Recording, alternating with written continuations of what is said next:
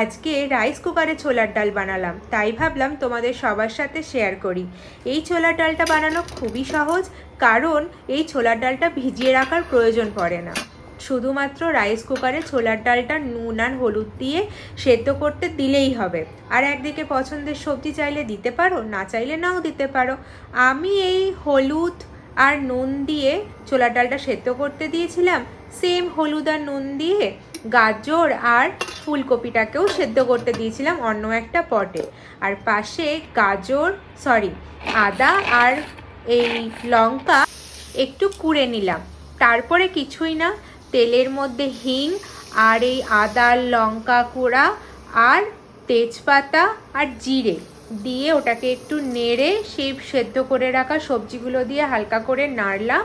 তারপরে সেদ্ধ হয়ে যাওয়া ছোলার ডালটা ঢেলে একটু হালকা নেড়ে চেলে গরম জল ঢেলে দিলাম। ব্যাস, সব ডান। ওপর থেকে একটুখানি স্বাদ মতো চিনি দিলেই চলবে। আমার কাছে এই শ্রেডেড কোকোনাটটা ছিল, এটা ফ্রোজেন কোকোনাট, তাই আমি এটাও মিশিয়ে দিয়েছিলাম। একটু টেস্টের জন্য ঘি আর গরম মশলা ওপর থেকে ছড়িয়ে দিয়ে সার্ভ করলেই রেডি ছোলার ডাল। এই ছোলার ডালটা লুচি বা পরোটা যে কোনো কিছুর সাথে খেতে খুব টেস্টি লাগে। আমার তো খুব টেস্টি লাগে এবং এটা খুবই চটজলদি, তাই তোমরাও কিন্তু চেষ্টা করো।